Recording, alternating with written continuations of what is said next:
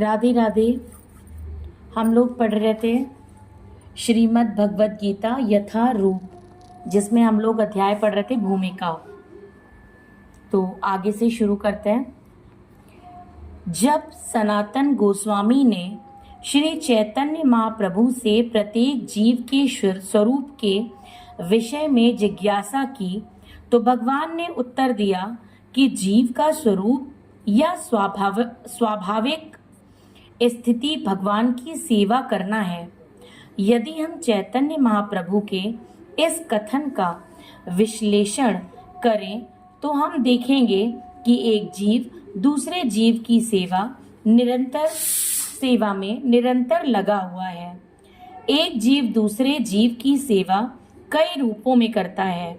ऐसा करके जीव जीवन का भोग करता है।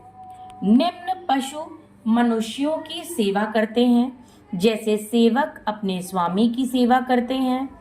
एक व्यक्ति अ अपने स्वामी ब की सेवा करता है, ब अपने स्वामी स की सेवा करता है, स अपने स्वामी द की सेवा करता है। इस प्रकार हम देखते हैं कि एक मित्र दूसरे मित्र की सेवा करता है। माता पुत्र की सेवा करती है, पत्नी पति की सेवा करती है, पति पत्नी की सेवा करता है। यदि हम इसी भावना से खोज करते चलें तो पाएंगे कि समाज में ऐसा एक भी अपवाद नहीं है जिसमें कोई जीव सेवा में न लगा हो। एक राजनेता जनता के समक्ष अपना घोषणा पत्र प्रस्तुत करता है ताकि उनको उनकी सेवा करने की क्षमता के विषय में विश्वास दिला सके। फलतः मतदाता उसे यह सोचते हुए अपना बहुमूल्य मत देते हैं कि वह समाज की महत्वपूर्ण सेवा करेगा। दुकानदार अपने ग्राहक की सेवा करता है और कारीगर यानी कि शिल्पीकार पूंजीपतियों की सेवा करते हैं। पूंजीपति अपने परिवार की सेवा करता है और परिवार शाश्वत जीव की शाश्वत सेवा क्षमता से राज्य की सेवा करता है। इस प्रकार हम देख सकते हैं कि कोई भी जीव अन्य जीव की सेवा करने से मुक्त नहीं है। अतएव हम यह निष्कर्ष निकाल सकते हैं कि सेवा जीव की चिर सहचरी है और सेवा करना जीव का शाश्वत यानी कि सनातन धर्म है। तथापि मनुष्य काल तथा परिस्थिति विशेष के प्रसंग में एक विशिष्ट प्रकार की श्रद्धा को अंगीकार करता है और इस प्रकार वह अपने को हिंदू, मुसलमान, ईसाई, बौद्ध या किसी अन्य संप्रदाय का मानने वाला बताता है। ये सभी उपाधियां सनातन धर्म नहीं है। एक हिंदू अपनी श्रद्धा बदलकर मुसलमान बन सकता है या एक मुसलमान अपनी श्रद्धा बदलकर हिंदू बन सकता है या कोई ईसाई अपनी श्रद्धा बदल सकता है इत्यादि। किंतु इन सभी परिस्थितियों में धार्मिक श्रद्धा में परिवर्तन होने से अन्यों की सेवा करने का शाश्वत धर्म या वृत्ति प्रभावित नहीं होता। हिंदू, मुसलमान या ईसाई समस्त परिस्थितियों में किसी न किसी के सेवक हैं।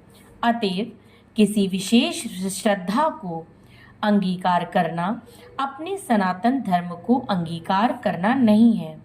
सेवा करना ही सनातन धर्म है।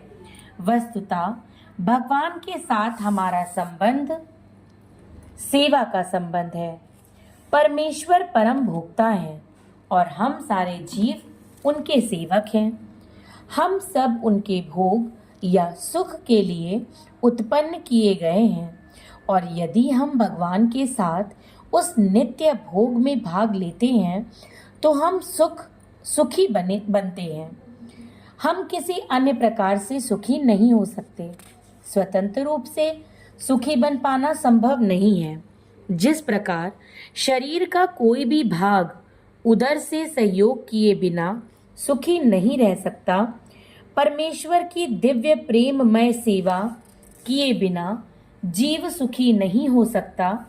भगवत गीता में विभिन्न देवों की पूजा या सेवा करने का अनुमोदन नहीं किया गया है।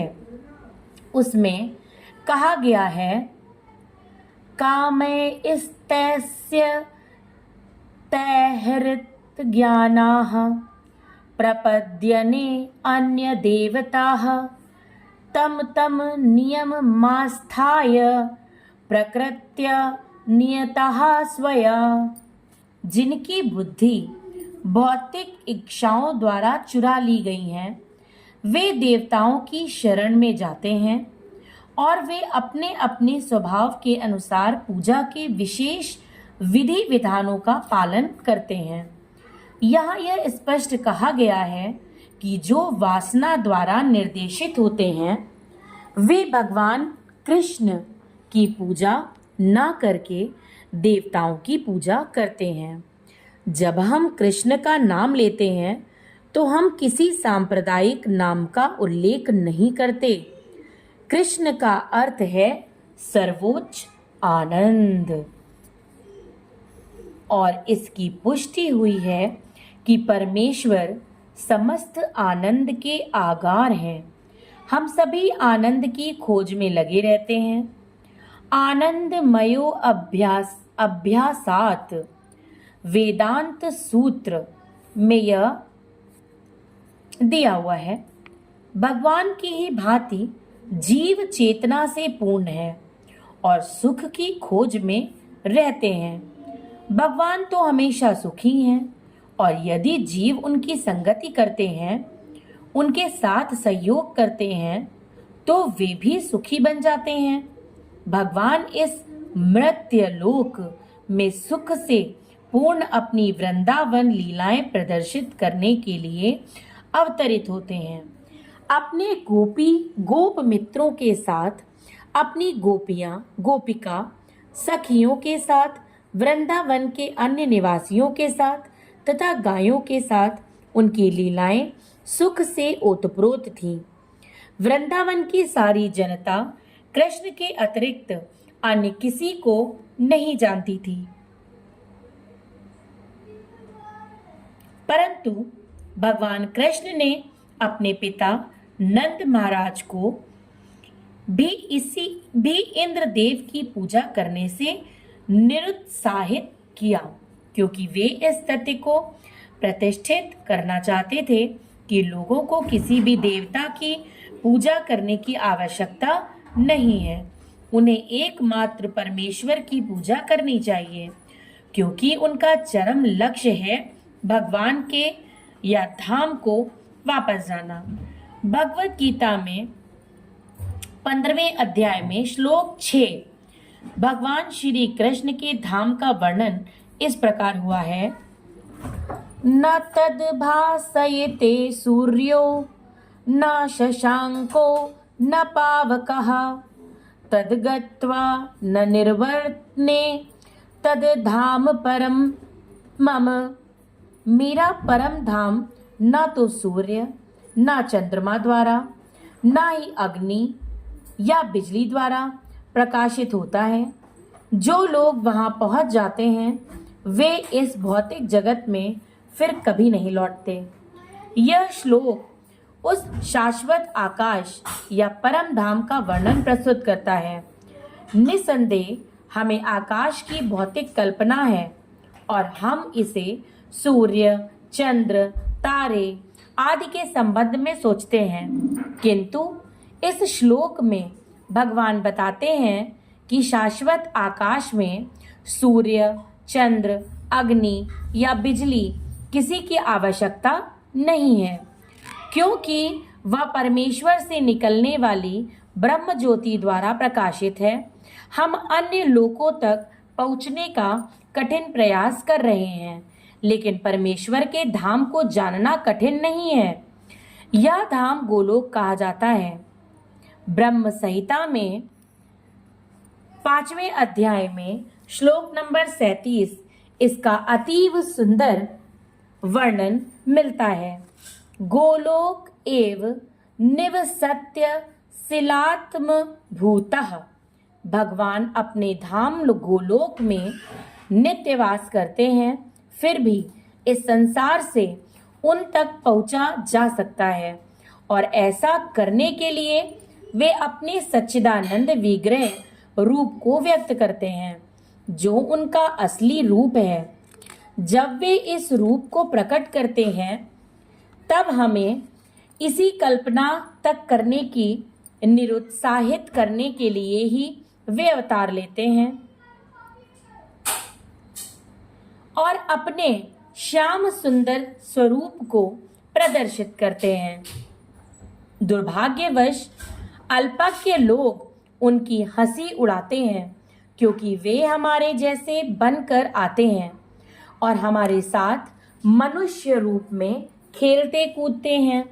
लेकिन इस कारण हमें यह नहीं सोचना चाहिए कि वे हमारी तरह हैं। वे अपनी सर्वशक्तिमत्ता के कारण ही अपने वास्तविक रूप में हमारे समक्ष प्रकट होते हैं और अपनी लीलाओं का प्रदर्शन करते हैं, जो उनके धाम में होने वाली लीलाओं की अनुकृतियां प्रतिरूप होती हैं। आध्यात्मिक आकाश की तेजोमय किरणों ब्रह्म ज्योति में असंख्य लोग तैर रहे हैं। यह ब्रह्म ज्योति परम धाम कृष्ण लोक से उद्भूत होती है और आनंदमय तथा चिन्मय लोक, जो भौतिक नहीं है, इसी ज्योति में तैरते रहते हैं। भगवान कहते हैं, ना तद भासयेते सूर्यो न शशांको न पावकः तद गत्वा न निर्वर्ते तद धाम परमं मम। जो इस आध्यात्मिक आकाश तक पहुंच जाता है, उसे इस भौतिक आकाश में लौटने की आवश्यकता नहीं रह जाती। भौतिक आकाश में यदि हम सर्वोच्च लोक या ब्रह्मलोक को प्राप्त कर लें, चंद्रलोक का तो कहना ही क्या, तो वहां भी वही जीवन की परिस्थितियां, जन्म, मृत्यु, व्याधि तथा जरा होंगी।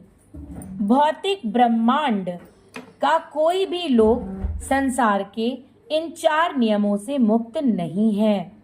सारे जीव एक लोक से दूसरे लोक में विचरण कर रहे हैं, किंतु ऐसा नहीं है कि हम यांत्रिक व्यवस्था करके जिस लोक में जाना चाहें वहां चले जाएं।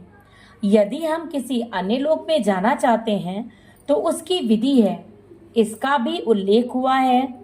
यान्ति देवव्रता देवान् पितरन् यान्ति पितृव्रताः।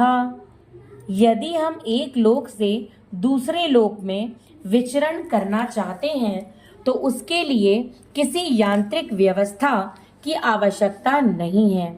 गीता का उपदेश है, यान्ति देवव्रता देवान् चंद्र सूर्य तथा उच्चतर लोक स्वर्ग लोक कहलाते हैं। लोकों की 3 विभिन्न स्थितियां हैं, उच्चतर, मध्य तथा निम्नतर लोक। पृथ्वी मध्य लोक में आती है। भगवत गीता बताती है कि किस प्रकार अति सरल सूत्र यान्ति देवव्रता देवान द्वारा उच्चतर लोकों यानी देवलोकों तक जाया जा सकता है। मनुष्य को केवल उस लोक के विशेष देवता की पूजा करने की आवश्यकता है और इस तरह चंद्रमा, सूर्य या अन्य किसी भी उच्चतर लोक को जाया जा सकता है। फिर भी भगवत गीता हमें इस भौतिक ब्रह्मांड के किसी लोक में जाने की सलाह नहीं देती, क्योंकि चाहे हम किसी यांत्रिक युक्ति से 40,000 वर्षों और कौन इतने समय तक जीवित रहेगा तक यात्रा करके सर्वोच्च लोक ब्रह्मलोक क्यों न चले जाएं, किंतु फिर भी वहां हमें जन्म, मृत्यु, जरा तथा व्याधि जैसी भौतिक असुविधाओं में मुक्ति नहीं मिल सकेगी। लेकिन जो परम लोक, कृष्ण लोक या आध्यात्मिक आकाश के किसी भी अन्य लोक में पहुंचना चाहता है, उसे वहां ये असुविधाएं नहीं होंगी। आध्यात्मिक आकाश में जितने भी लोक हैं, उनमें गोलोक, वृंदावन नामक लोक सर्वश्रेष्ठ है, जो भगवान श्री कृष्ण का आदि धाम है। यह सारी जानकारी भगवत गीता में दी हुई है और इसमें उपदेश दिया गया है कि किस प्रकार हम इस भौतिक जगत को छोड़ें और आध्यात्मिक आकाश में वास्तविक आनंदमय जीवन की शुरुआत कर सकते हैं। भगवत गीता के 15वें अध्याय में भौतिक जगत का वास्तविक चित्रण हुआ है। कहा गया है, ऊर्ध्वमूल मदाः शाखमश्वत्थं प्राहुर्वयम् छन्दांसि यस्य पर्णानि वेद सा वेदवितम्। यहाँ पर भौतिक जगत का वर्णन उस वृक्ष के रूप में हुआ है जिसकी जड़ें ऊर्ध्वमुखी या ऊपर की ओर हैं और शाखाएं अधोमुखी यानी कि नीचे की ओर हैं। हमें ऐसे वृक्ष का अनुभव है जिसकी जड़ें ऊर्ध्वमुखी हों। यदि कोई नदी या जलाशय के किनारे खड़ा होकर जल में वृक्षों का प्रतिबिंब देखे तो उसे सारे वृक्ष उल्टे दिखेंगे। शाखाएं नीचे की ओर और जड़ें ऊपर की ओर दिखेंगी। इसी जगह यह भौतिक जगत भी आध्यात्मिक जगत का प्रतिबिंब है। यह भौतिक जगत वास्तविकता का प्रतिबिंब यानी कि छाया मात्र है। प्रतिबिंब में कोई वास्तविकता या सार नहीं होता। लेकिन प्रतिबिंब से हम यह समझ लेते हैं कि वस्तु तथा वास्तविकता है। यद्यपि मरुस्थल में जल नहीं होता, लेकिन मृग मरीचिका बताती हैं कि जल जैसे वस्तु होती है। भौतिक जगत में ना तो जल है ना तो सुख है, लेकिन आध्यात्मिक जगत में वास्तविक सुख रूप असली जल है। आज हम यहीं पे विराम लेंगे, कल हम इसको आगे कंटिन्यू करेंगे। राधे राधे।